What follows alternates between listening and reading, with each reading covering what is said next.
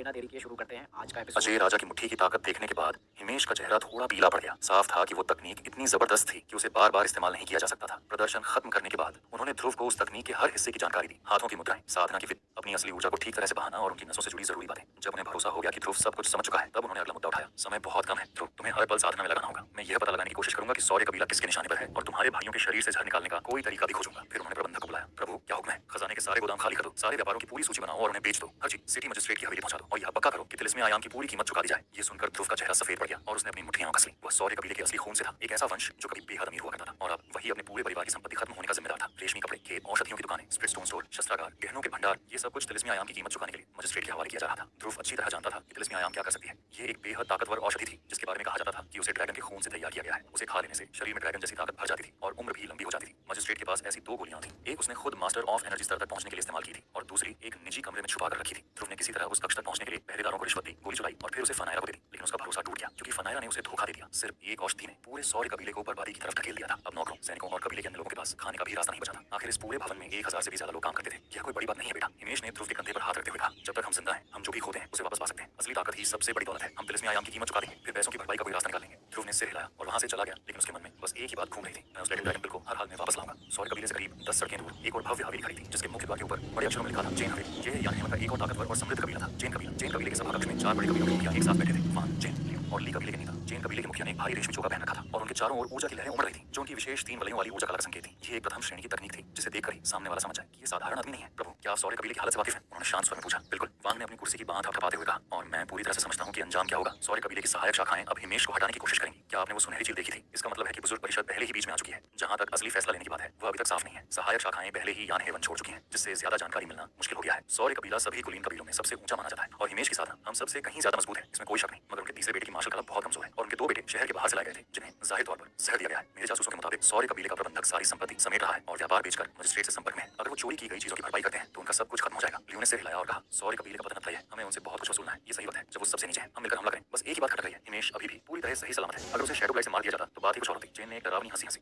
चिंता मत करो, उसे भी छा दिया जाएगा। उनके शब्द सुनकर बाकी सरदार कांप उठे। नहीं, क्या तुम सच में? जैन ने सिर हिलाया। हमने शैडो ब्लाइट खाने से गठबंधन कर लिया है। वो खड़ा हुआ और ताली बजाई। तुरंत कई नकाबपोश लोग काले कपड़ों में सामने आ गए। उनके चारों तरफ की बर्फीली हवा बता रही थी कि वे इन ऊर्जा कलाओं में पारंगत हैं। ये है शैडो ब्लाइट घराने का दूत कश्मीर। उसकी ऊर्जा कला और साधना 8वें स्तर के शीर्ष पर पहुंच चुकी है, जिससे उसे माइंड अवतार का नियंत्रण मिल गया है। वह ऊर्जा मास्टर बनने के बहुत करीब है। बाकी सरदार एक दूसरे की ओर देखकर खड़े हो गए और उनके चेहरों पर बेचैनी साफ झलक रही। कश्मीर ने एक ठंडी हंसी के साथ माहौल को इतना भारी बना दिया कि वहां मौजूद हर किसी की रूह कांप उठी। कुछ वजहें हैं जिनकी बुनियाद पर हमने सौर्य कबीला को निशाना बनाया है, कश्मीर ने कहा। पहली वजह है ताकतवर हिमेश। पहले के किसी वक्त में उसने एक एयर मास्टरी पौधे का इस्तेमाल किया था जो उसे उड़ने वाली ब्लाइट मास्टर कठपुतलियों को बनाने के लिए एकदम सही जरिया बनाता है। दूसरी वजह है सौर्य कबीला की रहस्यमय मार्शल तकनीक अजय राजा की मुट्ठी। और तीसरी सबसे अहम बात यह है कि शैडो ब्लाइट हाउस में हिम तक पहुंचना चाहता है, जो हिमेश की दत्तक बहन है और डेमी इमोर्टल इंस्टीट्यूट की शिष्या भी है। हम उस संस्था में घुस नहीं सकते, लेकिन अगर सौर्य कबीला खतरे में डाला जाए तो मुहिम जरूर मदद के लिए आएगी। आखिर उसने बहुत पहले खुद को सौर्य कहलाना शुरू कर दिया था। यह कहते हुए कश्मीर ने एक बार फिर डरावनी हंसी छोड़ी। क्या ये मामला अब दो बड़े प्रभुत्वशाली गुटों के बीच सीधे टकराव में बदल रहा है? बाकी सारे कबीले के सरदारों ने एक दूसरे की तरफ देखा। सबकी आंखों में एक जैसा डर और शक झलक रहा था। तिलिस्मी आयाम महाद्वीप पर कई ताकतवर और अमीर कबीले थे, लेकिन आमतौर पर वे शहर के मजिस्ट्रेटों से नीचे होते थे और मजिस्ट्रेट विशाल गुटों से नीचे। सिर्फ मोनार्क पूर्वज राजवंशी गुटों के बराबर ताकतवर माना जाता था। भाइयों, लॉर्ड चेन बोला, इस बार हम सौर्य कबीला को पूरी तरह से खत्म करके ही दम लेंगे। जब हिमेश गिर जाएगा तब बाकी सब संभालना आसान हो जाएगा। उसके बाद सहायक शाखाओं की बारी होगी। जहां तक उनके बुजुर्गों की परिषद का सवाल है, शैडो ब्लाइट हाउस के योद्धा उनका हिसाब कर लेंगे। चेन कबीला और शैडो ब्लाइट हाउस तुम सबके कबीलों को बड़े फायदे देने जा रहे हैं। अब चलिए तय करें कि अगला कदम क्या होगा। और यहीं से शुरू हुआ एक गहरा षड्यंत्र। सौर्य कबीला के मंच पर घटी घटनाओं को कुछ दिन बीत चुके थे। यान हेवन के लोगों ने देखा कि कबीले का प्रबंधक व्यापार बंद कर रहा था और सारी संपत्ति शहर के मजिस्ट्रेट को सौंप रहा था। धीरे धीरे सबको पता चल गया कि सौर्य कबीला का असली वंश दिवालिया हो रहा है। ये भी सभी जानने लगे थे कि ध्रुव अब अपंग हो चुका है और उसके 2 भाइयों को छर दे दिया गया है। हर गली हर नुक्कड़ पर यही चर्चा थी कि सौर्य वंश अब पतन की तरफ बढ़ रहा है। कबीले के महल में बहुत सी दासियां, सेवक और पहरेदार घबराए हुए थे। हिमेश ने एक तरफ संपत्ति को समेटा तो दूसरी तरफ उसने लोगों को जहर की सच्चाई जानने और इलाज खोजने के लिए भेजा। लेकिन ध्रुव ये सब बस देख सकता था, कुछ कर नहीं सकता था। वह सिर्फ एकांत में रहकर साधना करता था ताकि एक दिन वो इतना ताकतवर हो सके कि अपने कबीले और परिवार की रक्षा कर सके। रात साफ थी, आसमान तारों से भरा था जो एक चमकदार नदी की तरह सिर के ऊपर फैले हुए थे। यान हेवन के बाहर की पर्वतमाला में, जहां शायद ही कोई जाता हो, ध्रुव को पूरे वेग से अभ्यास करते हुए देखा जा सकता था। जब वह हवा में दौड़ता तो उसके चारों ओर ऊर्जा की लहरें उठती और गड़गड़ाहट की आवाजें गूंजती थीं। अब वह दिन में लगभग 500 किलोमीटर और रात में 400 किलोमीटर की यात्रा कर लेता था। उसकी ताकत और ऊर्जा कला दोनों तेजी से आगे बढ़ रही थी। पिछले कुछ दिनों से वह रोज यान हेवन से कुछ 100 किलोमीटर दूर जंगली पहाड़ियों में जाता था। वहां वह नरक को कुचलने वाले गॉड मेहमत की शक्ति को जगाता था। आखिरकार मेगा मेहमत की जागती हुई ताकत इतनी जबरदस्त थी कि कोई भी बड़ा योद्धा उसे महसूस कर सकता था। 5-6 दिन की लगातार साधना के बाद उसकी असली ऊर्जा कंपन करने लगी और ऐसा लग रहा था जैसे वह एक नई मंजिल की तरफ बढ़ रहा हो। थोड़ी देर की दौड़ के बाद वह पहाड़ों के बीच एक रहस्यमय घाटी में पहुंचा। वह घाटी लौकी की तरह लंबी और गोल थी, एकदम सुनसान और सन्नाटे से भरी हुई। न कोई जानवर था, न सांप, न ही कोई चहती आवाज, क्योंकि वहां की आभा इतनी डरावनी थी कि कोई जीव जंतु वहां टिक ही नहीं सकता था। अगर कोई आता भी तो वो डर से कांपने लगता और भाग जाता। यह जगह ठीक है, ध्रुव ने खुद से कहा। उसने अपने पैर जमीन पर जमाए और दोनों हाथों को मेगा मेहमत की सूंड की तरह घुमाकर जोर से दहाड़ा। उसकी चीख घाटी में गूंज उठी और छोटे छोटे पत्थर तक लुढ़कने लगे। नरक कुचलने वाले गॉड मेहमत, मेगा मेहमत, अब जागो। उसने अपनी पूरी ताकत झोंक दी। उसकी ऊर्जा कला अपने चरम पर पहुंच गई और एक लहर सी उसके शरीर में दौड़ गई, मानो बिजली लहरी हो। तब एक छटकती हुई आवाज आई, जैसे किसी कोकून से तितली बाहर निकल रही हो। उसके सिर के ऊपर से एक जबरदस्त आभा निकलकर चारों ओर बिखर गई। उसके पीछे 2 विशालकाय आदिम जानवरों की छाया नजर आने लगी, भयानक और उग्र, जैसे कुछ भी उनके सामने आए वे उसे रौंद देंगे। अब दूसरा कण भी जाग चुका था। ध्रुव के पास अब दो प्राचीन दैत्याकार जानवरों की शक्ति थी। ये जानवर आम हाथियों से बहुत अलग थे। उनकी सूंड से बड़े बड़े पेड़ उखड़ जाते थे। वे हाथियों से 3-4 गुना बड़े होते थे। उनकी खाल इतनी सख्त थी कि कोई हथियार उसे भेद नहीं सकता था। उनकी चमड़ी तांबे जैसी और हड्डियां लोहे जैसी मजबूत थी। कुछ तो आसमान और धरती की ऊर्जा को खींचकर खुद की ऊर्जा कला भी बना लेते थे। इन्हीं गुणों के कारण वे पुराने जमाने के सारे राक्षसी जानवरों पर भारी पड़ते थे। कहा जाता था कि मेगा मेहमत असल में गॉड मेहमत के वंशज थे। एक युवा ध्रुव का दो ऐसे दैत्याकार जीवों की शक्ति हासिल करना सोच पाना भी डरावना था। अब उसकी त्वचा से ऊर्जा की तेज धाराएं फूटने लगी, एक सीटी जैसी आवाज के साथ, जैसे सैकड़ों मधुमक्खियां गूंज रही हों। ध्रुव ने अपने दोनों हाथ सीने पर बांध लिए और उसकी अंदर की छिपी हुई ऊर्जा अब साफ दिखाई देने लगी। वह उसकी हथेलियों में इकट्ठी हुई, फिर बाहर निकलकर भौतिक रूप लेने लगी। कुछ ही पलों में वह एक अस्थिर आदिम भाले के रूप में बदल गई।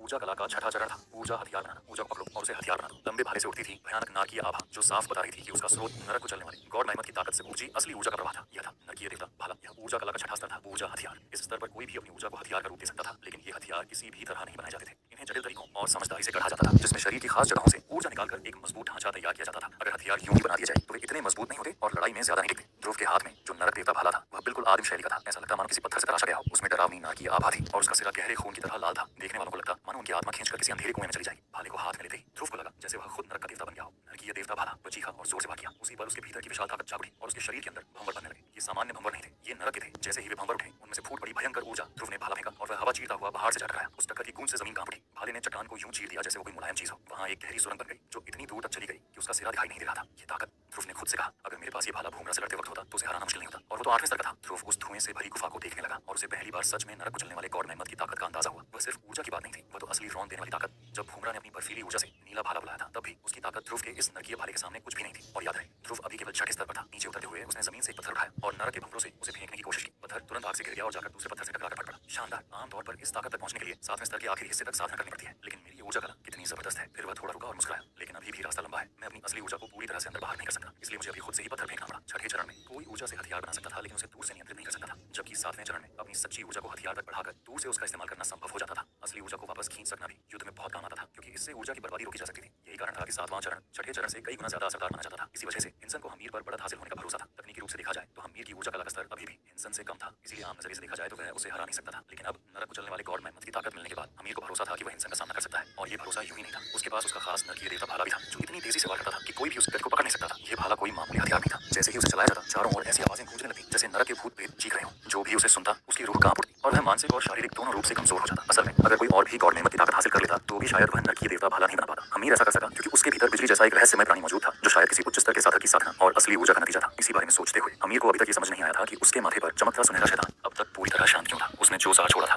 वह इतना ताकतवर था कि हमीर साधारण लोगों से बहुत आगे निकल चुका था। जैसे जैसे उसकी असली ऊर्जा बढ़ती गई उसे अपने शरीर और साधना में पहले से कहीं ज्यादा सहजता महसूस होने लगी। फिर उसने सिर उठाकर एक जोरदार चीख मारी। कुछ ही दिनों में वह छठे चरण यानी ऊर्जा हथियार स्तर पर पहुंच चुका था और यह उपलब्धि तिलिस्मी आयाम महाद्वीप में बेहद दुर्लभ थी। अजय राजा की मुट्ठी। उसने गरजते हुए अपनी अर्धशाही मार्शल तकनीक का इस्तेमाल किया। उसकी ऊर्जा जैसे ही बहने लगी उसकी मुट्ठियां पहाड़ों जैसी भारी लगने लगी और इतनी तेजी से हिलने लगी कि हवा को चीरने लगी और जमीन को फाड़ दिया। नरकीय देवता भाले का इस्तेमाल वो बेधड़क नहीं कर सकता था, क्योंकि अगर किसी ने उसे देख लिया तो बड़ी मुसीबत खड़ी हो सकती थी। लेकिन अजय राजा की मुट्ठी वो जब चाहे इस्तेमाल कर सकता था। इसी वजह से अर्धशाही तकनीक को हल्के में नहीं लिया जा सकता था। पिछले कुछ दिनों की साधना में हमीर ने अपनी इस नई मुट्ठी कला के हर रूप को कई बार आजमाया था, जब तक कि वह उसमें पूरी तरह पारंगत नहीं हो गया। भले ही वह अब तक अपने पिता देवेश की तरह सच्ची ऊर्जा की 6 भुजाओं वाली छवि नहीं बुला सकता था, लेकिन उसकी ताकत अब इतनी हो चुकी थी कि वह एक बार में पहाड़ों को फाड़ सकता था। इस स्तर पर वह आसानी से किसी भी छठे चरण के योद्धा को चकनाचूर कर सकता था। जल्द ही आधी रात हो गई और घाटी में ठंड तेज हो चली। उसी वक्त ध्रुव ने साधना से विराम लिया। वह पेड़ों पर बंदर से भी ज्यादा फुर्ती से चढ़ता हुआ पहाड़ियों से बाहर निकलने लगा। 7वें चरण के विशेषज्ञ इससे भी आगे बढ़ जाते हैं। वे पेड़ों की चोटियों से खुद उड़ सकते हैं और कुछ तो खास तकनीकों से असली ऊर्जा से पंख बना लेते हैं, जिससे हवा में लंबी दूरी तक उड़ना आसान हो जाता है। ऐसे पंखों की मदद से एक ही दिन में 1500 किलोमीटर की दूरी तय करना भी मुश्किल नहीं रहता। अगर वह नरक को चलने वाले गॉड मेहमत की शक्ति को 7वें चरण तक साध लेता तो वह असली ऊर्जा के मुकाबले कहीं ज्यादा शक्तिशाली राक्षस शैतान पंख बना सकता था। मगर अफसोस की बात यह थी कि सौर्य कबीले के पास ऐसी कोई तकनीक नहीं थी जिससे असली ऊर्जा से पंख बनाया जा सके। यह उनकी सबसे बड़ी कमी थी। वैसी तकनीकें बहुत ही दुर्लभ मानी जाती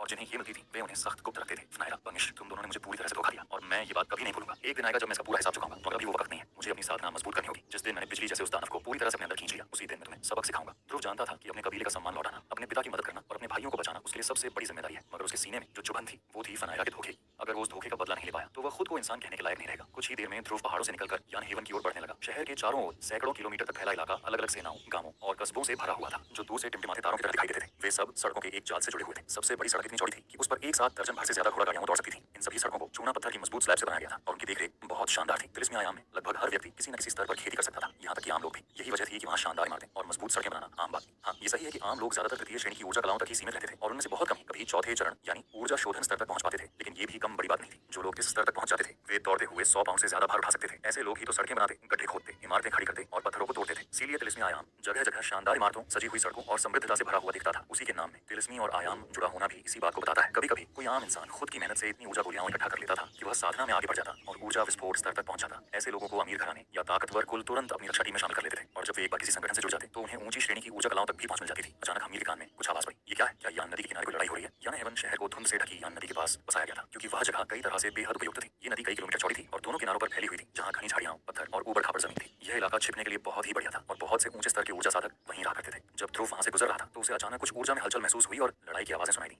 जब उसने ध्यान से देखा तो पाया कि सफेद कपड़ों में एक लड़की को काले कपड़े पहने 10 से ज्यादा लोग घेर चुके थे। वे सब 5वें स्तर के ऊर्जा विस्फोट साधक थे। उनमें से एक लंबा और खतरनाक सा दिखने वाला था, जिसके पीछे एक ऊर्जा आकृति बन रही थी जो किसी डरावने भूत के चेहरे जैसी लग रही थी। उसकी ऊर्जा कलाओं से जाहिर हो रहा था कि वह जहर से जुड़ी तकनीकें इस्तेमाल करता है। वही इन सब का नेता लग रहा था और उसका स्तर 7वें चरण का था, यानी वह ध्रुव से भी अधिक ताकतवर था। ध्रुव तुरंत समझ गया कि यह जहर वही हो सकता है जिसने उसके भाइयों को नुकसान पहुंचाया था और ये लोग जरूर सौर्य कबीले के दुश्मन होंगे। जहां तक उस लड़की की बात थी, वह हाथ में हरी तलवार लिए सफेद कपड़ों में खड़ी थी और उसके हर वार से तलवार की ऊर्जा सफेद सारस का रूप लेकर उस भूत चेहरे पर हमला कर रही थी। तभी बाकी काले कपड़े पहने लोग उस पर एक साथ क्रॉसबो से वार करने लगे, जिनके तीर बड़े और खतरनाक थे। ये तो आर्मी फेलिंग क्रॉसबो है, ध्रुव के मुंह से निकला। ये ऐसे हथियार थे जो साधकों की असली ऊर्जा से बनी ढाल को भी चीर सकते थे। अगर हमीर की बनाई ऊर्जा ढाल भी होती तो वह भी इनके सामने बेअसर रहती। कुछ ही पलों में हवा में बिजली जैसे नुकीले तीर भर गए जो सफेद कपड़े वाली लड़की की तरफ बढ़े। उसकी पीठ पहले से नदी की ओर थी, यानी भागने का कोई रास्ता नहीं था। लेकिन तभी उसकी पीठ से 9 मीटर लंबे असली ऊर्जा के पंख निकल आए और बस एक झटके में वो ऊपर आसमान में उड़ गई, बिल्कुल किसी अमर सारस की तरह। सारे क्रॉसबो तीर खाली है। क्या ये वही है जो मैं सोच रहा हूँ? सफेद सारस के पंख, ये तो पहली श्रेणी की ऊर्जा कला है जिसे सिटी मजिस्ट्रेट की हवेली के लोग इस्तेमाल करते हैं। ध्रुव हैरान होकर तेजी से आगे की ओर भाग पड़ा। सफेद सारस के पंख एक उच्च श्रेणी की ऊर्जा कला थी। यह अजय राजा की मुट्ठी की तरह हिंसक नहीं थी, लेकिन इसके जरिए उड़ान जैसी शानदार क्षमता मिलती थी। भले ही यह किसी को असली सारस की तरह बहुत ऊंचाई तक नहीं ले जा सकती थी, लेकिन 100 मीटर तक ऊपर ले जाकर दसियों किलोमीटर दूर तक ग्लाइड करने में मदद देती थी। इसी वजह से यह कला अजय राजा की मुट्ठी से कम नहीं आंकी जाती थी। लड़ाई से बचने या दूर सफर तय करने के लिए इसका उपयोग बेहद कारगर था। यान हेवन में इस कला का इस्तेमाल सिर्फ नगर मजिस्ट्रेट की हवेली के लोग ही कर सकते थे। वहाँ के बड़े और ताकतवर कुलों के पास कई तरह की शक्तिशाली कलाएं थीं, लेकिन उड़ने की कला सिर्फ नगर मजिस्ट्रेट के परिवार को ही हासिल थी। और यह बात तो सबसे खास थी कि सफेद सारस के पंख एक छिपी हुई तकनीक थी जो सिर्फ उसी खानदान में मिलती थी। इसलिए यह साफ था कि सफेद कपड़ों वाली वह लड़की कौन थी। क्रॉसबो के घातक तीरों से बचने के बाद उसने नीचे झांका, फिर अपनी तलवार को जमीन की ओर तान दिया। जैसे ही उसने उसमें अपनी असली ऊर्जा भरी, तलवार कांपने लगी और उसमें एक विनाशकारी ताकत भरने लगी। फिर वह गरजी, तलवार 19 प्रांतों को थाम ले। अगले ही पल तलवार से निकली चमकदार रोशनी नीचे गिरने लगी और पूरा समुद्र तट जैसे तलवारों की धार से भर गया। आकाश का जाल, धरती का जाल, सब खत्म। उसकी तलवार से निकली तेज रोशनी की ताकत से तट की रेत पिसकर महीन धूल बन गई। ध्रुव ने बस एक नजर में पहचान लिया कि यह तलवार कोई मामूली हथियार नहीं थी। यह एक बेहतरीन दिव्य अस्त्र था। कोई भी वस्तु जो किसी की ऊर्जा कला को इतना बढ़ा दे, उसकी कीमत अनमोल होती है। इस तरह के दिव्य हथियार से लड़ाई में फौरन बढ़त मिल सकती थी। काले कपड़ों वाले गिरोह का नेता भी शायद यही समझ चुका था। उसने अपनी बाहें फैलाई और एक पल में उसके चारों ओर एक अजीब आकार बनने लगा जो ऊपर से ढकता जा रहा था। जल्दी ही वह स्पष्ट हो गया। एक विशाल घंटी जैसा ढांचा उनके ऊपर छा गया। स्वर्ण घंटी प्राचीर, तलवार की तेज रोशनी सुनहरी घंटी से टकराई, जिससे आग की लपटें उठी और इतनी तेज खनक सुनाई दी कि पानी तक में उसकी गूंज फैल गई। 100 से ज्यादा धारों ने घंटी पर वार किया, मगर फिर भी वह न टूट सकी। थोड़ी ही देर में सफेद कपड़ों वाली महिला की असली ऊर्जा कमजोर पड़ने लगी, जिससे उसके उड़ान देने वाले पंख मुरझा गए और लगता था कि वे किसी भी पल गायब हो जाएंगे। हर कोई ध्रुव जैसा नहीं होता कि अपनी ऊर्जा कला को लंबे समय तक संभाल सके। काले कपड़े पहनने वाले गिरोह के सरगना ने मौका पहचानते हुए कहा, अब समय है। उसने अपनी ऊर्जा का बहाव पलटा और घंटी को ऊपर उड़ाते हुए एक विशाल हथौड़े में बदल दिया। धमाका हुआ, हथौड़ा सीधे उस महिला से टकराया, जिससे वह हवा में उछलकर रेत पर आ गई। खून थूकने लगी और उसकी ऊर्जा पूरी तरह हिलने लगी। अब जब ध्रुव ने उसका चेहरा देखा तो एक पल को उसकी सुंदरता से हैरान रह गया। जैसे ही वह जमीन पर पड़ी रही, गिरोह का नेता उसकी ओर बढ़ते हुए बोला, क्या हुआ? जख्म गहरा लगा? तुम अभी ऊर्जा प्रकटीकरण के 7वें चरण पर हो, लेकिन वहां स्थिर नहीं हुई हो। मैं इस स्तर पर 10 साल से हूँ। क्या तुम्हें सच में लगा कि तुम्हारी तलवार मुझे हरा सकती है? युवती ने उसकी तरफ गुस्से से देखा और बोली, मुझे यकीन नहीं हो रहा कि शैडो ब्लैक घराना यान हेवन के खिलाफ साजिश कर रहा है। क्या तुम सब जीने से थक चुके हो? सरगना ने हंसते हुए कहा, शैडो ब्लैक के लिए यान हेवन कुछ नहीं है। हम एक एक शहर पर कब्जा करेंगे और आखिर में पूरे मोनार्क पूर्वज राजवंश को मिटा देंगे। फिर हम ही तिलिस्मी आयाम महाद्वीप के नए शासक बनेंगे। उसने युवती की तरफ इशारा करते हुए कहा, तुम्हारे पास सफेद सारस के पंख हैं, इसका मतलब तुम विश्वभानु की बेटी हो। अगर मैं तुम्हें पकड़ लूं तो वो तुम्हें छुड़वाने के लिए भारी संख्या में ऊर्जा गोलियां देगा। बाकी काले लिबास वालों के बीच ठहाके गूंजने लगे। उनमें से एक ने कहा, बॉस क्यों ना पहले इसके साथ थोड़ा खेल खेलें? हमारे शैडो ब्लैक हाउस का लव मेकिंग पाउडर दे दो। जैसे ही वो इसे लेगी, वो भागने के बजाय हमारे पास आने के लिए मरेगी और जोरदार हंसी हवाओं में गूंजने लगी, जिससे ऐसा लगा जैसे युवती की बचने की सारी उम्मीदें अब खत्म हो चुकी हैं। तभी वह अचानक गरजी, मर जा। उसने तलवार की धार पर उंगली घुमाई और तलवार की रोशनी का तूफान फूट पड़ा। वह रोशनी सैकड़ों धाराओं में बंटी और सीधे उस आदमी की तरफ गई जिसने अभी अश्लीलता की बात की थी। वह चीखता हुआ पीछे गिरा और बाकी लोग डर के मारे इधर उधर भागने लगे, क्योंकि उन्हें उम्मीद नहीं थी कि युवती अब भी इतनी ताकतवर हमला कर सकती है। सरगना गुस्से से दहाड़ा, अरे! फिर मुस्कुराकर बोला, तुम्हारी तलवारबाजी तो औसत है, लेकिन अब जब तुमने अपनी आखिरी ताकत दिखा कर दी तो अब मुझे कोई डर नहीं। अब तुम सिर्फ एक फंसी हुई शिकारी हो। क्या तुम्हें लगता है कि तुम अब भी किसी को मार सकती हो? चलो कोशिश करो। हवा में कई तरह की आवाजें गूंजने लगी और उसके अधीनस्थों में से एक खून से लथपथ पिंजरे में बदल गया। सदमे में चिल्ला भी न सका, वह रेत पर गिर पड़ा। इस बार न केवल काले कपड़े पहने लोग हैरान थे, बल्कि सफेद कपड़े पहने फनाया भी चौंकी, क्योंकि उसने हमला नहीं किया था। थोड़ी देर में कई जलते हुए पत्थर हवा में उड़ते हुए नेता की ओर बढ़े। ये पत्थर लोहे की ढाल भी भेज सकते थे, क्योंकि वे ध्रुव के नरक भंवरों की ऊर्जा से नियंत्रित थे। घुमावदार ऊर्जा के झर्रे नेता गुर्राया, उसकी आंखें चमक उठी और उसने अपनी ऊर्जा कला से अपनी चट्टानों को उड़ाकर ध्रुव की चट्टानों को रोक दिया। उस समय आसमान में धमाकों की लगातार आवाजें गूंजने लगी। पूरी तरह घबराए नेता ने पूछा, यहाँ कौन है? किसमें हिम्मत है मुझ पर हमला करने की? तुम सब बेहतर होगा खुली जगह से भागो। मैं ही हूँ, ध्रुव नरकटों से निकलकर बोला। उसकी ऊर्जा इतनी तेज थी कि काले कपड़ों वाला नेता कुछ कदम पीछे हट गया। मुझे यकीन नहीं हो रहा कि तुम सच में विश्वभानु की बेटी को मारने की हिम्मत रखते हो। तुम कौन हो छोटे बदमाश? नेता गरज उठा, क्या सच में सोचते हो बिना शैडो ब्लैक हाउस की मदद के मेरे आदमियों को मार पाओगे? ध्रुव जोर से हंसा, बदला? अगर मैं तुम्हें मार दूं तो उन्हें कैसे पता चलेगा? तुम तो सालों से जंगल में घूम रहे हो। क्या सुना नहीं कि रहस्यों को छुपाने के लिए गवाहों को खत्म किया जाता है? उसके शब्द सुनकर फनाया के चेहरे पर मुस्कान आई। उसने सोचा, यह लड़का पसंद आया। उसने अपने कपड़ों से गोली का डिब्बा निकाला, तोड़ा और गोली निकली ताकि अपनी असली ऊर्जा फिर से पा सके। तुम मुझे मार पाओगे? नेता ने कहा, तुम्हें मौत का मतलब भी नहीं पता। वह सांप की तरह तेज से ध्रुव की तरफ बढ़ा और कुछ ही पलों में उनके बीच की दूरी कम कर दी। सावधान! सावधान, फनायरा चिल्लाई। उनके पास जहरीली कलाएं हैं जो। उसकी बात पूरी करने से पहले ध्रुव ने सच्ची ऊर्जा से बना एक विशाल भूतिया चेहरा देखा जो उस पर टूट पड़ा। ये एक भयावह दृश्य था जिसे हल्के में नहीं लिया जा सकता था। अजय राजा की मुट्ठी, ध्रुव चिल्लाया और अपनी पूरी सच्ची ऊर्जा एक साथ जोड़ते हुए तकनीक के 6 रूपों में फिसला। हर लड़ाई में जीत, बस एक पल में उसने अपने सभी रूप पूरे किए और असली ऊर्जा भूत के चेहरे पर एक बड़ा विस्फोट कर दी। तुरंत भूत का चेहरा बिखर गया। ध्रुव अपनी असली ऊर्जा तेजी से घटती महसूस कर रहा था, लेकिन अंत में उसकी ऊर्जा कला इतनी प्रबल थी कि 2 प्राचीन मेगा मेमोथ की शक्ति भी पहाड़ों को कुचलने के लिए काफी थी। इसलिए एक कदम और बढ़ाते ही उसकी असली ऊर्जा पूरी ताकत से लौट आई। बिना किसी झिझक के उसने काले कपड़े पहने नीता पर एक और अजय राजा की मुट्ठी प्रहार किया। तुम कौन सी ऊर्जा कलाएं विकसित करते हो बेटा? नीता ने थूकते हुए पूछा। उसने फनायरा से लड़ते समय अपनी असली ऊर्जा का बड़ा हिस्सा खो दिया था, जिसे उसने अभी फिर से एक बार खत्म कर दिया था। ये केवल छठे चरण में है, उसने मन ही मन सोचा। फिर भी ऐसा क्यों लग रहा है जैसे वह किसी आदिम जानवर की शक्ति का इस्तेमाल कर रहा हो? उसकी हर चाल युद्ध के मैदान में किसी विशाल जीव के रौंदने जैसी लगती है। अपनी असली ऊर्जा को संभालते हुए वह एक और घातक वार की तैयारी करने लगा, लेकिन उससे पहले कि वह आगे बढ़ता, ध्रुव की अजय राजा की मुट्ठी फिर से तेजी से उसकी ओर बढ़ी। स्वर्ण घंटी प्राचीर काले कपड़े पहने नेता ने अपनी रक्षा कला का उपयोग करते हुए एक विशाल स्वर्ण घंटी को बुलाया। जब ध्रुव की मुट्ठी उस पर लगी तो अजय राजा की मुट्ठी टूट गई। देखते हैं तुम कितनी मुट्ठियां रोक सकते हो, ध्रुव ने कहा। स्पष्ट था वह उस आदमी को सांस लेने का मौका नहीं देना चाहता था। नरक कुचलने वाले कश्मीर की ताकत से अपनी मुट्ठी को हथौड़े की तरह चला रहा था, जो बार बार घंटी पर प्रहार कर रही थी। कुछ ही समय में उसने अपनी ऊर्जा 100 से अधिक मुट्ठियों के हमलों के लिए तैयार कर ली। बूम बूम बूम घंटी बजती रही और उसकी आवाज चारों ओर गूंजने लगी। काले कपड़े पहने नेता लड़खड़ा रहा था, उसके अंदरूनी अंगों को नुकसान पहुंच रहा था और मुंह से खून बहने लगा। सुनहरी घंटी में और ऊर्जा डालते हुए उसने कहा, सुनो बदमाश, तुम मर जाओ। ध्रुव ने बीच में ही बोलते हुए मुट्ठियों की भारी बारिश कर दी, जो पहाड़ों को चीरने वाले विशाल कुल्हाड़ियों जैसी थी। यह नजारा बेहद प्रभावशाली था। उसने अपनी पूरी ऊर्जा कला का उपयोग किया। उसकी मांसपेशियां स्टील जैसी चमक रही थी और वह पूरी ताकत से लड़ रहा था। वह अजय राजा की मुट्ठी के 6 रूपों के चक्र से गुजरा, अपनी गति को शिखर पर ले गया, इतना तेज कि कोई उसे देख न सके। बस घंटी पर टूटी ऊर्जा की विशाल लहरें नजर आती। वह किसी पुराने देवता या दानव की तरह था जो हथौड़े से पहाड़ तोड़ रहा हो। क्या वह इंसान भी है? सफेद कपड़े पहने फनायरा ने चौड़ी आंखों से देखा। उसकी ऊर्जा कला इतनी प्रबल कैसे हो सकती है? इस लड़ाई के मोड़ पर काले कपड़ों वाला नेता बुरी हालत में था। वह लड़ाई जारी नहीं रख सकता था। वह केवल अपनी सुनहरी घंटी में ऊर्जा भरने पर ध्यान दे सकता था, क्योंकि जानता था अगर वह टूट गई तो उसकी मौत तय थी। उसे ऐसा लग रहा था कि लोहे के कमरे में बंद हो जाना भी उसे इस बच्चे से बचा नहीं पाएगा। ये बच्चा छठे चरण में था, फिर भी 10 छठे चरण के विशेषज्ञों से अधिक शक्तिशाली दिख रहा था। सुनो बदमाश, उसने गुस्से में कहा, क्या तुम सच में सोचते हो कि? चुप हो जाओ, ध्रुव ने जोर से चिल्लाते हुए बीच में ही बात काटी। उसे अब अपने भीतर तीसरे कण के जागने का एहसास हो रहा था। उसके अंदर एक तेज चटकने की आवाज गूंज रही थी और अचानक बिजली जैसा विशाल जीव उत्तेजना से हिल उठा। कुछ ही पलों में उसकी शक्ति 3 प्राचीन विशाल जानवरों की ताकत से भर गई। एक बार फिर उसकी ऊर्जा महाकाव्य ऊंचाइयों को छू रही थी। धमाका, सुनहरी घंटी टूट गई। ध्रुव ने क्रूरता से आगे बढ़कर युद्ध के मैदान में एक विशाल जानवर की तरह हमला किया। जैसे ही उसने वार किया, एक के बाद एक मुके काले कपड़े पहने सौर्य कबीले के नेता पर टूट पड़े फनायरा सदमे में देखती रही। जब वह आदमी हवा में उछल गया, उसकी आंखों, कानों, नाक और मुंह से खून बह रहा था और उसकी छाती धंस चुकी थी। फिर वह परले पूरे की तरह जमीन पर गिर पड़ा। काले कपड़े पहने सौर्य कबीले के नेता को लगभग पीट पीट कर अधमरा कर दिया गया था। रेत पर कुछ देर लेटे रहने के बाद उसने ध्रुव की ओर देखा और बोला, तुम काफी अनुभवी विशेषज्ञ हो बदमाश, तुम कौन हो? धमाका, ध्रुव की आखिरी मुट्ठी वार की आवाज थी जिसने उसके जीवन को समाप्त कर दिया। सफेद वस्त्र पहनी युवती फनायरा ने कहा, बेहतरीन प्रहार तकनीक, युवा प्रभु और बेहतरीन ऊर्जा कलाएं। आपकी साधना छठे चरण में है, फिर भी आपने 7वें चरण के विशेषज्ञ को आसानी से परास्त किया। आप जैसे प्रतिभाशाली लोग कम ही मिलते हैं। मुझे बचाने के लिए बहुत बहुत धन्यवाद युवा प्रभु। क्या मैं आपका नाम और उपनाम जान सकती हूँ? जहाँ तक मेरी बात है, मैं यान हेवन के नगर मजिस्ट्रेट यान फेक्सिया की बेटी हूँ, ध्रुव ने कहा। मैं ध्रुव हूँ। उसकी उम्मीद थी कि नाम सुनते ही फनायरा के चेहरे पर आश्चर्य चमक उठेगा, पर वह बिल्कुल शांत रही।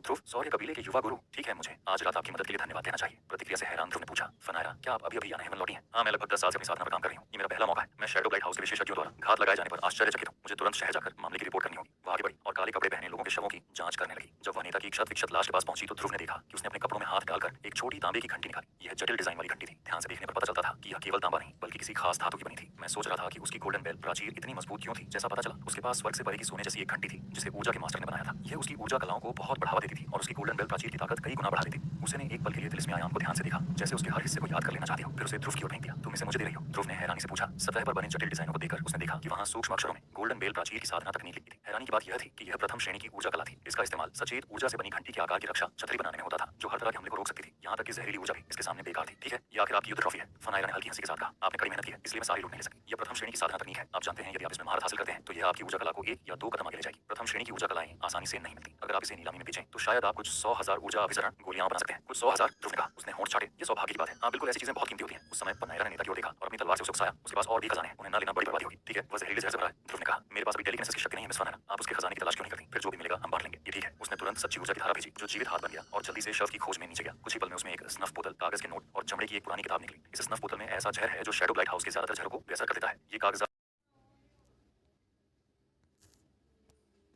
वाली घंटी थी। ध्यान से देखने पर पता चलता था कि यह केवल तांबा नहीं बल्कि किसी खास धातु की बनी थी। मैं सोच रहा था कि उसकी गोल्डन बेल प्राचीर इतनी मजबूत क्यों थी। जैसा पता चला, उसके पास स्वर्ग से परे की सोने जैसी एक घंटी थी जिसे ऊर्जा के मास्टर ने बनाया था। यह उसकी ऊर्जा कलाओं को बहुत बढ़ावा देती थी और उसकी गोल्डन बेल प्राचीर की ताकत कई गुना बढ़ा देती। उसने एक पल के लिए तिलिस्मी आयाम को ध्यान से देखा, जैसे उसके हर हिस्से को याद कर लेना चाहती हो। फिर उसे ध्रुव की ओर फेंक दिया। तुम इसे मुझे दे रही हो? ध्रुव ने हैरानी से पूछा। सतह पर बने जटिल डिजाइनों को देखकर उसने देखा कि वहां सूक्ष्म अक्षरों में गोल्डन बेल प्राचीर की साधना तकनीक लिखी थी। हैरानी की बात यह थी कि यह प्रथम श्रेणी की ऊर्जा कला थी। इसका इस्तेमाल सचेत ऊर्जा से बनी घंटी के आकार की रक्षा छतरी बनाने में होता था, जो हर तरह के हमले को रोक सकती थी। यहाँ तक कि जहरीली ऊर्जा भी इसके सामने बेकार थी। ठीक है, ये आखिर आपकी युद्ध ट्रॉफी है, फनायरा ने हल्की हंसी के साथ कहा। आपने कड़ी मेहनत की है, इसलिए मैं सारी लूट नहीं ले सकी। यह प्रथम श्रेणी की साधना तकनीक है। आप जानते हैं, यदि आप इसमें महारत हासिल करते हैं तो यह आपकी ऊर्जा कला को 1 या 2 कदम आगे ले जाएगी। प्रथम श्रेणी की ऊर्जा कलाएं आसानी से नहीं मिलती। अगर आप इसे नीलामी में बेचें तो शायद आप कुछ 100,000 ऊर्जा अभिसरण गोलियां बना सकते हैं। कुछ 100,000? ध्रुव ने कहा। उसने होंठ छाटे। ये सौभाग्य की बात है। हाँ बिल्कुल, ऐसी चीजें बहुत कीमती होती हैं। उस समय फनायरा ने नेता की ओर देखा और अपनी तलवार से उसे उकसाया। उसके पास और भी खजाने हैं, उन्हें ना लेना बड़ी बर्बादी होगी। ठीक है, वह जहरीले जहर से भरा है, ध्रुव ने कहा। मेरे पास भी टेलीकिनेसिस की शक्ति नहीं है मिस फनायरा। आप उसके खजाने की तलाश क्यों नहीं करती? फिर जो भी मिलेगा हम बांट लेंगे। ये ठीक है। उसने तुरंत सच्ची ऊर्जा की धारा भेजी जो जीवित हाथ बन गया और जल्दी से शव की खोज में नीचे गया। कुछ ही पल में उसमें एक स्नफ बोतल, कागज के नोट और चमड़े की एक पुरानी किताब निकली। इस स्नफ बोतल में ऐसा जहर है जो शैडो लाइट हाउस के ज्यादातर जहरों को बेअसर कर देता है। ये कागजात से एंसेस्टर राजवंश के बैंक नोट है जिन्हें ऊर्जा अभिसरण गोलियों के लिए बदला जा सकता है और यह किताब मानव मान से बनी है। इसमें शैडो लाइट हाउस द्वारा बनाई गई जहर कलाएं शामिल है। फनायरा ने जीवन में कई रहस्यों को देखा था और ऐसी बातें जानती थी जो आम लोग नहीं जानते। ध्रुव बिना आश्चर्य के नहीं रह पाया कि महत्वपूर्ण कुल और संप्रदाय क्या कर सकते हैं। यद्यपि वह यन हेवन के युवा अभिजात वर्ग में था, फिर भी वह ऐसी ताकत के सामने कुएं का मेंढक था। एंटीडोट बुदबुदाया, उसकी आंखें चमक उठी। मेरे बड़े भाई और दूसरे भाई दोनों को शैडो लाइट से जहर हुआ था, इसलिए यह बहुत मददगार होगा। बैंक नोटों को बराबर बांट लेते हैं और जहर कला की किताब आप रख लीजिए। आप क्या कहती हैं मिस फनायरा? ठीक है, उसने बिना देरी किए जवाब दिया। बैंक नोटों का आधा हिस्सा लिया और कहा, ईमानदारी से कहूं तो मुझे जहर की किताब की जरूरत नहीं, लेकिन शायद इसे पुरस्कार के बदले अपने संप्रदाय को दे सकूं। खैर देर हो रही है, मुझे घर जाना होगा। आपको यात्रा के लिए बुलाने के बजाय कुछ दिनों में सौर्य कबीले जाकर आपको धन्यवाद दूंगी। आप बहुत दयालु हैं। ध्रुव ने कहा। ये सब कहने के बाद मिस फनायरा, मैं चाहता हूं कि आप इस घटना का जिक्र किसी से न करें। बस लोगों को बताएं कि आपने हाउस ऑफ शैडो लाइट के लोगों को संभाला था। ओह, मैं समझती हूं, उसने जवाब दिया। अगर यह बात बाहर आ गई तो यह सौर्य कबीले के लिए नुकसानदायक होगा। अपना हाथ हिलाते हुए उसने ऊर्जा की धारा भेजी जिसने घात लगाने वालों के शवों को जला दिया। कुछ ही क्षणों में वे सभी जलकर राख हो गए। एक नरक ऊर्जा कला।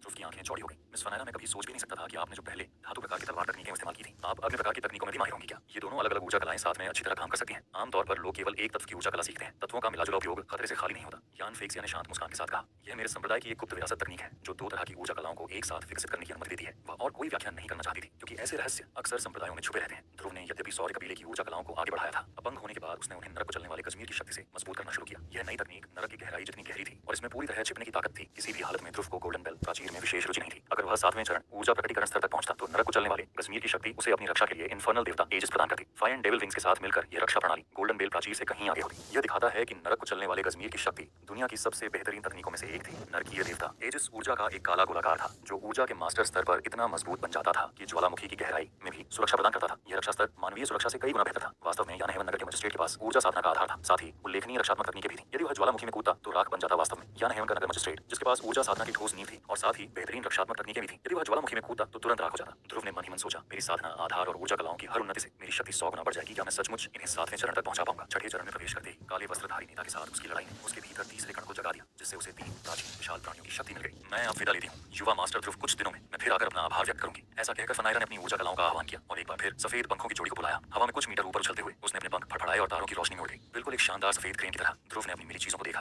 बैंक नोटों को देखकर उसे एहसास हुआ कि वे 100,000 से ज्यादा ऊर्जा अभिसरण गोलियों के बराबर थे। इतनी दौलत सौर्य कबीले के लिए करीब 3 महीने के राजस्व के बराबर थी, क्योंकि उनकी प्रत्यक्ष रक्त रेखा अब पूरी तरह से कमजोर हो चुकी थी। ये ऊर्जा अभिसरण गोलियां निश्चित ही बहुत मददगार होंगी। और फिर वहां सुनहरी घंटी भी थी जिस पर लिखी तकनीक एक बेहद कीमती खजाना थी, वह भी सैकड़ों हजार ऊर्जा अभिसरण गोलियों के बराबर थी। हालांकि यह संकट कम नहीं करेगी, लेकिन कम से कम वंश के नुकसान की कुछ भरपाई करेगी। ये सोचकर ध्रुव तेजी से शहर की दीवारों पर पहुंचा और तेंदुए की तरह तेजी से चढ़ गया। शहर के पहरेदारों को उसकी हल्की हवा के अलावा कुछ पता नहीं चला। सौर्य कबीले के भवन में लौटकर वह एक निजी कमरे में गया और दरवाजा खटखटाया। कुछ देर बाद अंदर से हिमेश की गूंजती आवाज आई, क्यों यार, क्या तुम अपनी ट्रेनिंग से वापस आ गए हो? अंदर आओ। फिर लगभग 1 तिहाई मीटर मोटा दरवाजा धीरे धीरे खुला से अंदर गया और पाया कि उसके पिता और 2 भाई पैर मुड़कर बैठे थे। पिता ने दोनों हाथ फैलाए थे और हथेली से भाइयों की पीठ पर जहर निकालने की कोशिश कर रहा था। दुर्भाग्य से भाइयों के चेहरे के रंग से पता चल रहा था कि विषैली ऊर्जा हटाना आसान नहीं था। जैसे ही हिमेश ने ध्रुव को देखा उसकी नजरें आग की तरह जल उठी। क्यों यार, तुम्हारा साधना आधार फिर बढ़ गया है ना? हाँ पिताजी, मैं आखिरकार ऊर्जा हथियार स्तर तक पहुंच गई हूँ। इस स्तर पर मुझे बिना किसी मुश्किल के हिंसन को हराना चाहिए। घमंड मत करना, हिमेश ने गंभीर स्वर में कहा। हिंसन 7वें चरण में है और तुम उसे कम मत समझो। आमतौर पर 6ठे चरण के अभ्यासियों के लिए 7वें चरण के अभ्यासियों को हराना संभव नहीं होता। मुझे पता है पिताजी, ध्रुव ने सिर हिलाते हुए कहा। तीसरे भाई, उसके सबसे बड़े भाई ने मुस्कुराते हुए कहा, तुम वाकई अपनी मुसीबत से बाहर आ गए हो। ये अफसोस की बात है कि मैं अब अपंग हो चुका हूँ। पिताजी, इस शापित जहरीली ऊर्जा को मुझसे बाहर नहीं निकाल पा रहे। चिंता मत करो, हिमेश ने कहा। सबसे खराब हालात में मैं 9वें चरण के मुख्य बुजुर्गों में से किसी से मदद मांगूंगा। उसके बड़े भाई ने धीरे से सिर हिलाया। पिताजी, अब तो सभी मुख्य बुजुर्गों की उम्र ढल रही है और उनका पूरा ध्यान स्वर्ग से जीवन शक्ति पाने पर है। जब उन्हें अपना ही जीवन बचाना मुश्किल लग रहा है तो वे हमारी मदद पर कैसे ध्यान देंगे? मुख्य बुजुर्ग अब इस हालत में पहुंच चुके थे कि वे अपनी बची खुची ऊर्जा को बचाने के लिए हर लड़ाई से बचते थे। ऐसे में जब तक कोई बहुत बड़ी वजह न हो वे अपनी ऊर्जा छाया नहीं करते। ध्रुव ने आगे बढ़कर कहा, बड़े भाई, चिंता करने की जरूरत नहीं है। उसने बिना देर किए अपने कपड़े के अंदर से एक मार्क दवा निकाली।